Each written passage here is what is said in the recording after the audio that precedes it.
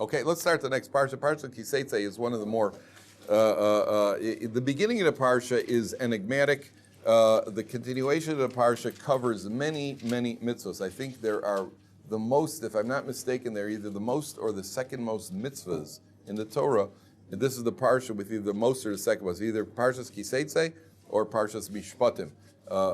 There's also in Vayikra Parshas Kedoshim. These are the three Parshas that contain the most mitzvahs in them. So we have to spend some time on it. Let's take a look. Tetzei la milchama al oivecha. When you go wage war against your enemies, unisano Hashem elokecha biyadecha, and God delivers them into your hands, v'shavisa shivyo, and then you take a captive. You go to war against your enemies, and God delivers them into your hands, and you take a captive. Now, the Torah here is going to describe a very bizarre halacha. But before we even get to that, let's talk about this idea of going to war against your enemies. Tetzei la milchama al oivecha. Now, what I'd like you to do on page 1046 is look very carefully at the last letter of each word.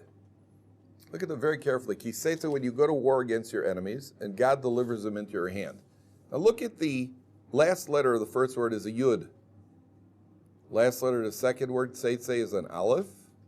The last letter of the third word is a hey. Then you have a lamed, and then you have a chaf sofis. Those letters, those last five letters, if you rearrange them, they spell out the word Elokecha, your God. That means when you go to war against your enemies, it looks like you're doing it, right? But there's a hidden element over here, which is what? It's your God that's doing it for you. Elokecha. You're going out to war, and you have to wage war, and you have to take the sword and do anything else that you have to do. What's the hidden aspect when you go off to war? Elokecha, your God is there with you. We've mentioned many times that in West Point Military Academy, the non-Jewish generals, when they teach strategy, military strategy, they will not study or use Israel's wars. All these wars Israel's been fighting, they will not teach that at West Point Military Academy, because their contention is that Israel has won their wars through miracle, and you cannot teach miracle. Okay, guys, when you go out to war, make sure when the enemies throw grenades at you, they forget to pull the pin, which has happened in Israel's wars, right? They've had grenades thrown at them, which they've then picked up, pulled the pin, and say, "Hey, guys, you forgot this," and thrown it back. You can't teach military strategy. Well, try to catch all of the enemy's air force on the ground on the first day of the war, right? When's the last time that happened in military conflict, like Israel did in '67? It just doesn't happen. You can't teach miracles. We know that when we go to war, that HaKadosh Baruch Hu is there. So it looks like we're doing it. Just keep in mind, Elokecha, God is taking it. And that's why the pasuk continues, Unisano Hashem Elokecha biyadecha. God will deliver him in your hands. You know, there was a story, there's an outreach organization in Israel where they had what's it called when you have a get-together, a reunion. They had a reunion They had a reunion for those who had been through the organization and become Torah observant. And they had a reunion. They made a Shabbaton, a reunion for some of the alumni who had become frum. So they're sitting at the reunion, and it's the Shabbos. They serve a Shabbos meal. And then for dessert, they served watermelon.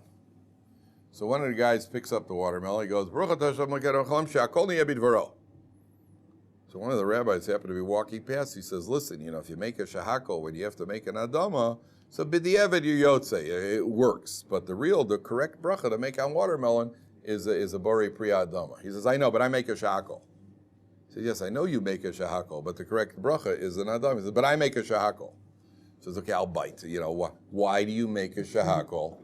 So the guy says, look, Rabbi, in the 73 war, I was on the Golan Heights. My entire unit, we were in a tank unit, and we were surrounded by Syrian tanks. We were goners, and we knew we were goners. And at a certain point, somebody said over the communications network, said, does anybody know how to daven? And we were a completely secular unit. There was nobody and nobody knew any prayers. There was one guy who had been raised on a kibbutz who knew one thing. He knew how to make a shahakol. So all of a sudden, we hear over the communication, somebody hit the button, boom, they knocked out a Syrian tank.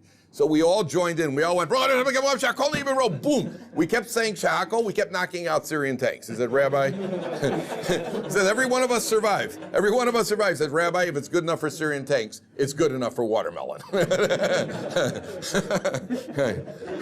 I remember when I heard the story, I just wondered if the Syrians answered amen. That was my only question. So, see, you know, the guy. Now, with all of his keen logic, by the way, with all his keen logic, you could. It's a very nice story. You still make a bori priyadama, even if it worked for the Syrians. But at the end of the day, I talked to anybody. You know, after the 73 war, they could not fill the order for tefillin in this country. Every soldier who came back from the front said, "I saw God get me a pair of tefillin." After 2 weeks, it died down. Because after 2 weeks, human nature is such, well, you know, maybe that was our strategy, maybe this and maybe that. The miracles were ridiculous. So that's the first rule here. The first rule here is, realize that HaKadosh Baruch Hu is handling the war for you. Now, number two, top of page 746. No, yeah, go ahead. I heard that shot call, like in a tight situation, if ever in a tight situation, always make shot call. Always make a shot call. There are rules. First of all, you have to have first tried to determine what the correct bracha is. It's not like, well, you know, I don't know, it looks like a potato chip to me, I'm not sure. Just make a shot call. You have to try to determine, and if it can't be determined, then you can make a shot call, and even then it doesn't always work. I'm saying though, if you're like in a tight situation and you have water, yeah, if it's a tight situation, you say shot call because it helps you, saves you from the situation. Oh, saves you. Okay, not if you've made the bracha already. If you've made a bracha already, you don't make another bracha in order to save you. That you don't. That's called a bracha levatol. That works against you. I did have a question once. I was once walking here on the walkway, and two guys were arguing. One of the guys says, "Rabbi, isn't it true that a shakol works for everything?" And I've been here long enough to learn that I have to deal with these things very cautiously. So I said, well, yeah, usually. Why? He says, well, because he heard thunder last night and he didn't know what bracha to make, so he made a shahakol, you know, and he thinks that he's yotzei with the shahakol. You can't make a shahakol on thunder, right? And besides, we don't know what the after bracha is, you know. So you can't make a shahakol on thunder. No, you can't come out of the bathroom. And make a shahakol. It doesn't work. You got to make it what they call. You got to make the right bracha. In any event, so the Torah says like this: you go to war against your enemies, and you take a captive. And then what happens? One of the most bizarre and difficult to understand mitzvahs of the Torah, and you're all going to have to come back tomorrow so that you understand it properly, because this needs clarification. And let's just see what the Torah says, and then come back. Make sure you come back tomorrow. Don't make sure this is the last thing you learned at Or Sameach, right? Make sure you come back tomorrow for the explanation. It says, you see a beautiful woman there. You desire her. You take her as a wife. Now, we're talking about a woman over here who's not Jewish. No, a woman who's not Jewish. You capture her at the battlefront. You bring her to your home. You took this woman, you brought her to your home. The gilcha is rosha, she shaves her head. The asa says tzipornea, she lets her fingernails grow wild. And she sits there at your house. The idea here is that you decide you want to marry this non-Jewish woman. You're obviously infatuated. So the Torah says, first of all, before you marry her, we want to try to break that infatuation. So the first thing you're going to do is you're going to have her sit in your house. She's going to shave, she's going to sit right by the doorway with her head shaven and her fingernails growing for 30 days. So that every time you walk into the house, you get a better look at her. And now you get a look at her when she's not at her very best. See, the nations, when the Jewish men went out to war, the nations would dress up the women nicely and send them out to try to entice the Jewish men. So here, you've captured her. You obviously fell in love. You were what do you call it? You were infatuated. Now you want to marry her, and you may be able to.